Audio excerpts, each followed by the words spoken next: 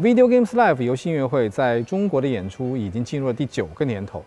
在最近几年的暴雪游戏音乐会上，站在指挥台上为我们指挥的就是大家非常熟悉的，他曾经在暴雪工作超过10余年，并且几乎参与了所有暴雪游戏的音乐的谱写和改编工作。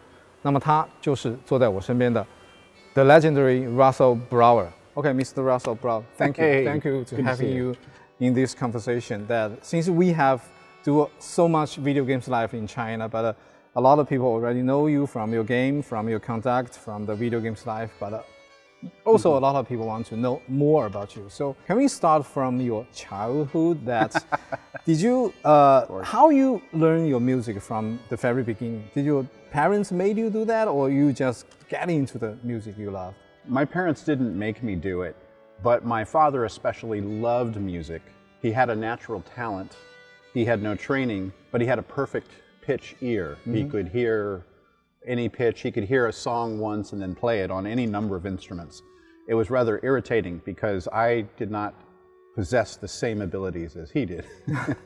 But he was an audio enthusiast, an audiophile we call them, and he collected, thankfully, mostly film scores and classical music. I think my entire childhood, he was constantly playing these wonderful record albums of music he loved, again, from the movies and from classical music, things like that.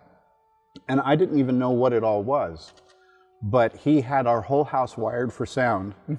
And so every night as I went to sleep, a speaker behind the head of my bed was playing this music, and I think it very much imprinted on me.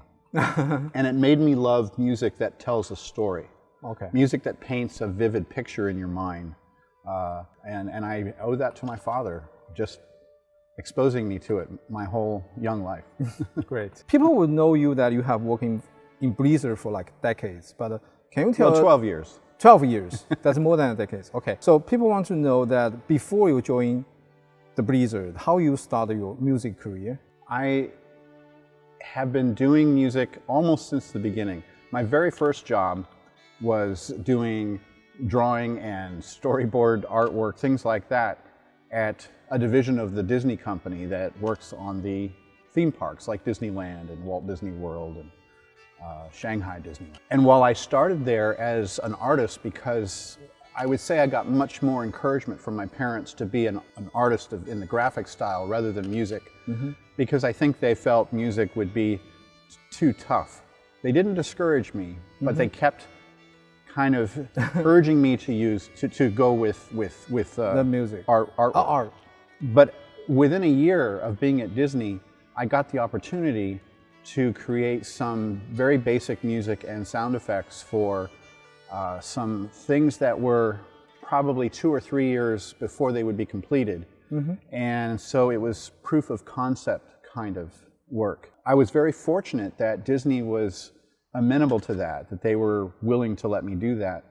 I remember the day that I stopped doing what everyone expected me to do, which was art, and turned to what I was doing every day, every night. As soon as I got home from work, I would stay up all night making music. As soon as I turned that corner and started doing what I really loved, it was a huge epiphany for me, because I realized that what they always tell you is true. You should follow your passion, and it's best to work in something you really love, because you're going to work a lot, hopefully, in your lifetime. So after 1 year of employment, I switched to music and sound, and I've never looked back. Fortunately, I was only 19 years old then, and not 35 years old. So after the Disney, the career, you just directly go to the Blizzard, or is someone from the Blizzard came to you, say, hey, do you want to work for us, or something like that? Games were many years later. Although I did at Disney work on some interactive games using computers that were the size of refrigerators, and we were doing virtual reality way before its time. So I got very interested in interactivity in games back then. Of course, I love to play games as well. Yes, of course. I had an Atari 2600 and all of the usual things. But I went from Disney. After about 3 years there, I went into television And I worked in television doing, at first, mostly sound effects, but then got an opportunity later in my career when I was working for Warner Brothers on the animated series Animaniacs. Oh.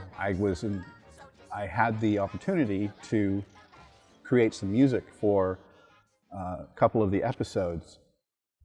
And I was very grateful for that. And I also went back as a freelancer to work for Disney and started doing more music. Pretty soon I was working as a freelancer, and I did that for 13 years in television and occasionally for Disney and things like that. Then I went back to Disney for probably about 6 years, again working on the theme parks. And when that project was completed, I was looking for something new to do. It was about that time that the game Myst came out from Cyan. It was one of the first CD-ROM games. That's a very great game, yeah. It made me inspired. It made me want to work in games. So I did work for a couple of different smaller companies over the years. I'd say after about 2.5, 3 years, I wanted to work on games that were a little more my style. I had been working on, I would call them military simulations. Having had this background at Disney and things like that, I like telling stories. And so I had been familiar with Blizzard. I'd played their games, and they definitely made an impression on me as being really great games with great depth of story and some wonderful music. It was really through some word of mouth that I heard there was an opening, and the same people that let me know there was an opening sort of put my name into the hat, as it were. Yeah. I'm very fortunate that they hired me, and that was in 2005. That's 2005. So what's the first major piece or first major project that you composed for the Blizzard game? Is that World of Warcraft or something? It was the Burning Crusade expansion of World of Warcraft. Wow.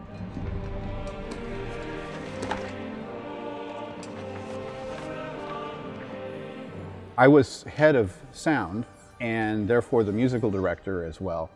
But there was already a fine staff of composers there. So I just wanted to kind of slip in and become part of it and not change everything, but just sort of add my voice to this already great chorus of voices there, musical voices.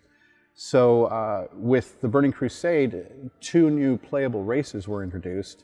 And so writing the music for the Blood Elves was my first real major contribution to the game. And anyway, 12 years later, I did the math, and there was over 80 hours of music in World of Warcraft at the time that I left. That's only for World of Warcraft for 80 hours. Something like that. I think it was 82 hours about when I left. Oh my God. There's more now. And I had personally written more than a third, little less than half of that in 12 years. So it was a lot of stuff. Plus Diablo 3, StarCraft 2. I was in a supervisory role on Overwatch and Hearthstone and helped choose the composers.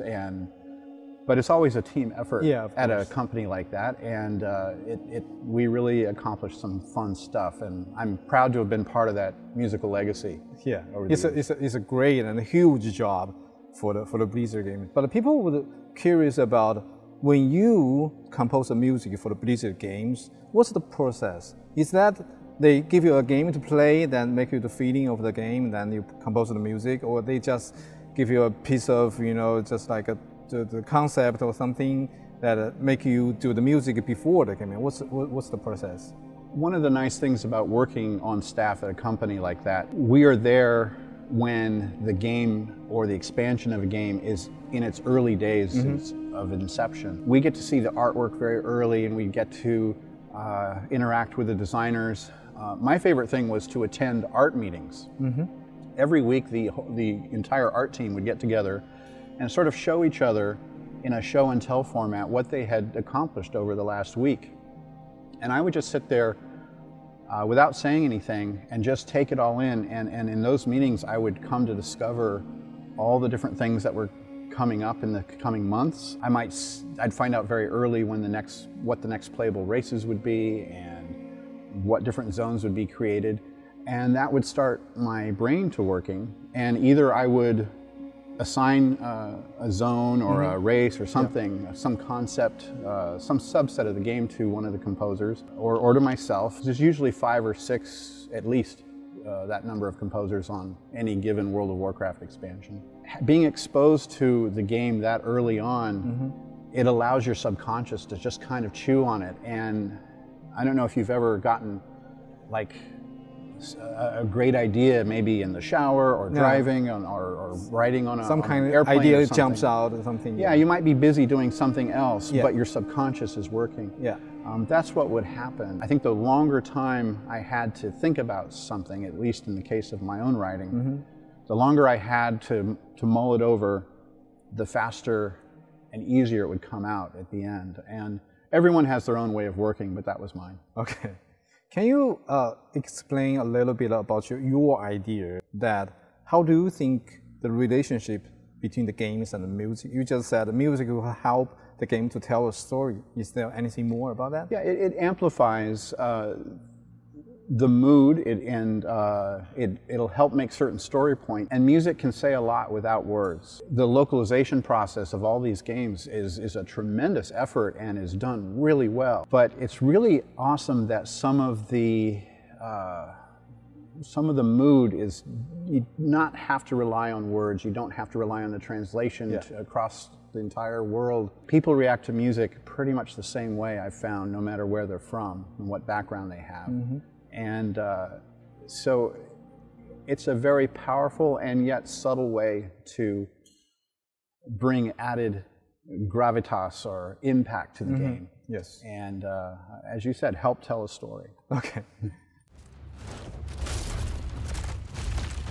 So in the expansion Mist of Pandaria, that a lot of Chinese audience are very care about, or they have listened to the music and they found that you have installed a lot of Chinese instruments into the music, just like erhu, dizi. Did you mean to do that, or you want to tell some kind of special meaning by that kind of Chinese instrument? I asked one of the lead designers of the game early on, what role do you feel the music has in Mists of Pandaria? Because it's pretty unique amongst all the expansions. And without hesitation, he said that the artists and the game designers had done a really wonderful job of borrowing, gaining influence from certain Asian, especially Chinese architecture and icons and certain legends and tales and things like that that would be woven into the stories and certainly into the look. But he said, I really want the players to remember they're still in Azeroth. And he felt that music could really pull that off. Music would be able to do something that the artwork might struggle with sometimes, and that is to embrace this Asian culture and yet let us know we're still in Azeroth. So what we did was we basically combined a Western film score kind of style of music along with this overlay of traditional and, in each case, very ancient Chinese instruments. We did research to make sure we were writing for them correctly, or at least we learned the rules before we broke them. And, and we hired players that I think in all but one player was from China and had a heritage here and a lifelong working knowledge and love for their instrument. The erhu and especially and the guzheng. As soon as we heard these married together, the Western style and the Eastern Chinese overlay, it was magical to our ears, and we knew we had it. And there were certain things about the Western style that kept us kind of rooted in Azeroth, but the artwork and the storylines and everything were also emphasized by the Chinese instruments and the music. Okay. All right. So I know this is maybe the most question you don't want to talk about, but we have to ask that after you working for Blizzard like 12 years, why you finally choose to leave Blizzard? Because when I remember on that day when we read your last letter on your Facebook, a lot of people were shocked they cannot believe that, because they think the music is a kind of a soul of the game, and you are the soul maker. You are making that the spirit of the Blizzard game, but you just like, for them, it's suddenly left. Right. What happened? Well, I don't wish to go into really any detail, but I will say though that it was not my choice, and I was very troubled that it happened and disappointed that it happened. But you know, times change, as I think that's a quote from Legion, actually, isn't it? And this has turned into an opportunity that I can use to work on, well, other projects, and also devote time I just didn't have before onto my own work, because I realized after over 35 years of making music professionally, every note has been for someone else. Every note has been, and happily so, part of a big team effort. Yeah. And so therefore, I realize now I have the chance to make some musical statements and expressions that kind of been bottled up inside me, and it just, there either wasn't the time or it wasn't appropriate to do before. So I'm really happy to let you know that I have an album of original music, all by me, in the works. That's great. Please, I hope you'll watch this space and stay in touch, because sure, I will. I really look forward to letting everyone know when it is out. And I do believe that the fans who enjoy the Blizzard music, which actually overlaps pretty heavily with the fans that enjoy the music I did at Disney, there'll be something in this album for all those people. Okay, that's great. That's great. So let's look back to your 35 years of music career. Can you tell us what's the most likely, what's your most favorite piece you have made for Blizzard or even Disney? Well, it's related to your earlier question. I do believe that for Blizzard, it was definitely Grizzly Hills. But I really am proud of Invincible, which is actually a co-production with 3 other composers. But I'm the one who decided, hey, maybe we have an opportunity here to take this old idea and this new idea and put them together and make this song Invincible, and Lament of the Highborn and all of that. And with Disney, it was the Living Seas Pavilion. One thing that's going to come out very soon, which I can mention, is, you know, earlier I spoke of how the game Myst had inspired me to get into games in the first place. Well, as it turns out, the Cyan Company is celebrating the 25th anniversary of Myst. In fact, that day was just a couple of days ago. And in order to celebrate the 25th anniversary, they have created a special box set that looks like one of the Myst linking books, and it was a Kickstarter project. Luckily, through some friends of friends, I connected with them, and I have created a 20-minute mini album of music that is inspired by Myst. So there are 5 pieces for each of the main 5 installments of the Myst game. It's not from the Myst, but it's inspired by the Myst. Inspired by it. It includes some of the melodies written by Robin Miller and Tim Larkin and others, but it's kind of my own spin, and it's just kind of a love letter, if you will, from me to that company for inspiring me. And anyway, they blessed it, and they have used this little 20-minute album is part of the Kickstarter rewards, but they're going to make it streamable by everyone. That's great. So I'm excited, and it hasn't come out yet, but it's imminent. I'd say any day now. That'll be 20 minutes of music that no one's heard from me before, and if you're a fan of the Myst series, this will be very special. Yes. So let's look back to your 12 years Blizzard career, and also in the Warner Brothers, Disney, whatever. So for this decades of a career, can you tell me what's the most thing that you have got from your music career for the past decades? Well, if you mean like moments that were special to me and meant a lot to me, I've been fortunate. There's been something, I think, in each career. So I'll just say that I'll give you 2. The first one was when I was working for Disney and I had written one of my first long-form pieces of music. It was for a big exhibit and pavilion at Epcot Center in Florida, Walt Disney World, called the Living Seas Pavilion. It holds what at the time was the largest saltwater tank in the world, so big that you are walking through a little tunnel that's all glassed in, and you can be surrounded on all sides. Okay.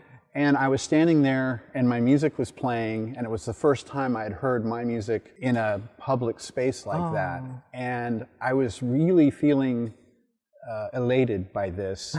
And just at that point, there was a young couple standing up next to the glass looking, and the woman said to her friend, "Do you suppose the dolphins can hear the music? Because it seems like they're dancing to the music." And I just was like, oh my God. Someone, check please, I'm happy. You know, and I remember someone suggesting, "Maybe you should tell them." I go, no, they'll think I'm a lunatic. No, I'm not going to tell them that I'm standing right behind them. I just want to enjoy the moment. The next thing would be, certainly there was countless times during my Blizzard that were very special. Definitely among them was finding out that some of the pieces of music had meaning for people outside of the game. And it becomes the soundtrack to their life. People were playing Lament of the Highborn at very solemn events. Like there were some players who, you know, maybe someone had passed away, you know, far too young, obviously, and when everyone was sharing their memories of this person, they were playing Lament of the Highborn in the background, because that's what this person would have wanted. A young woman once told me that she had been very depressed, and she kind of wanted to leave this world. Wow. And a piece that I wrote called Totems of the Grizzlemaw, which was more affectionately known as Grizzly Hills. That piece of music put her into a different place. She just kind of meditated, closed her eyes, and let this music wash over her. And instead of putting her at peace so that she could leave this world the way she had planned, she decided she wanted to stay. And she wanted to keep hearing the music, and she wanted to hear more music like that. And she realized how many friends she had made in the game. So it says a lot about not only the music, but the entire game. In this case, World of Warcraft, and how it became really important in people's lives. Families were using it to communicate over long distances. It just was a very special time. To this day, people will come up and they ask me, did I write Grizzly Hills? And when I say yes, their reaction is very special to me. It means a lot, because you know, we sit at our piano or whatever and write in a little dark room, and we hope someone's listening. When you get to find out like that, it's really special. Someone get it, and someone be grateful for that. Absolutely. And you will be very happy to hear that, right? Yes. So let's talk about the Video Games Live. You have been in China with us for the Video Games Live tour for like 6 years, right? But like that, we know that you are a composer, but you are not a conductor. And they said you train your conductor especially for the show, for the Video Games Live in China. How did you do that? What's the difference, I mean, from the compose to conduct, especially conduct your own composed music? Well, it's certainly a privilege and a huge thrill. And I always tell the orchestras before the first rehearsal that while I'm a professional composer, I'm not a professional conductor. And so I'm going to make a lot of mistakes, and I want to apologize in advance. And I think it sets the stage for a really great relationship, because they know that I'm not coming in and going to blame all my mistakes on them and things like that. We're just here to make some music together and have a good time and hopefully put on a really nice show. What conducting has meant for me is, even in the limited capacity that I do the work, I feel like it's allowed me to contribute now to every part of the process. I've always been composing. I love recording. I love mixing and all the technical aspects of creating music and doing the production. But I was always a lousy piano player and not a great singer, even though I did sing in choirs in high school. And in fact, that's where most of my musical training came from, was simply being in a choir. Yeah. But conducting is something that I'm just, maybe I have a knack at least to get past some of the basics that will often hold people back. Again, with the help of some really experienced musicians who can see through all the mistakes I make and see past them, we can work together, and I can bring something to the table about you know, just dynamics and expression, and because I do know the pieces well. I think it makes for a good show too, because we're all just clearly having a good time up here, and the passion is there. And no matter how horrible a day I'm having, once I get up on the podium and the lights go down, I get into this zone which I didn't really understand. I don't think you can understand until you find yourself in it. And it's a great place to be. You're at one with the music. You are connected to all these players and the audience as well. In fact, I can't stand rehearsing, but I love the show. I make far less errors in the show because it's just, everything is clicking. Whereas the rehearsal, I feel like everyone's judging me and I'm nervous, and usually it's too hot and like that. So I'm so happy that this became a part of my life a few years ago, because I used to just come and wave and say hi and then leave. So that's exactly the next question I'm gonna ask you is that, as you said, when you compose a music, when you write a music, you may be like you alone in a dark room, you just play the piano, or even you are recording a music, you just to conduct a orchestra. But for this kind of video games live show, that you can see a lot of audience down there, and they react with your music. You can feel them out there. You can feel them, right? And when they say that for the Horde, for the Alliance, or even they cheer out for like the Hearthstones, is that kind of feeling that you never experienced before, right? Correct. Is kind of enjoy you, and you enjoy that moment. Absolutely. Right? I mean, growing up, I wanted to be in a band, and I wanted to tour and be a rock star as much as anyone who is into music would have some version of that story. But I guess I figured that I just never took that path, and my path was going to be purely writing and producing and recording and then eventually musical direction. So it's been such a happy thing the last 5 or 6 years for me to do this, because it really, I get a lot out of it, and I have this opportunity to contribute back into it. So I just didn't see it coming, and now that it's here, it's really amazing. And even in a place like China, where there's a language barrier, it doesn't matter so much when you're talking about music, or certainly once you're performing. I know which parts of the scores that I'll probably hear a reaction from the audience, and it never gets old to feel them get excited, because usually there's something big happening, or maybe when they realize what the next song is going to be and it's one of their favorites. I just love to hear them get excited about it. And of course. And how can you not do a good job up there with all that support? So we know that now you are like a free man because you have left Blizzard. And we know that you love Blizzard. You love Blizzard games, and you are very enjoyed to compose the music for them. But that's my idea. That would be a kind of limit to your talent, that maybe now you can compose the music whatever you want to compose. So can you like share any future plans for us? I put my all into every job I've had, and there was a time when I felt I'd work for Disney for the rest of my life, and I certainly would have been happy to work for Blizzard for the rest of my life. But when life changes and things move on, absolutely one of the biggest benefits is that I can now work on other games besides Blizzard. I can work on things that I can't even talk about right now because none of it's come out yet. But we are so looking forward for it. But there are some things coming up. I've done actually 2 Chinese games late last year. Great. I have had meetings with some other companies on this trip. So with any luck, hopefully I'll have some more Chinese games to talk about in the future. So for myself, that I'm so honored to be with you for many years during the Video Games Live tour. Even I am not a music man, but I can tell that when you on this stage, that when people are exciting about your music, I'm really happy to see you enjoy that. So I was so looking forward for your new piece that coming forward, especially for the Chinese games.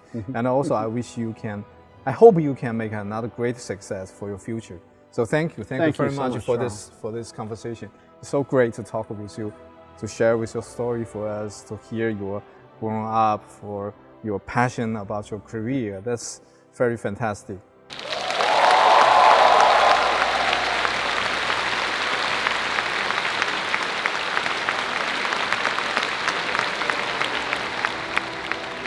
你好, China.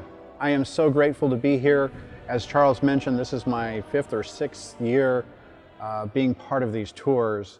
And once again, it's really a privilege. It's a lot of fun. And I want to thank you for all the times you've come out to these shows. And again, thank you so much for playing the games, keeping the music turned on, and then bringing yourself and your friends and your family to these concerts so that we can all celebrate the music and the games we love together. So thank you so much.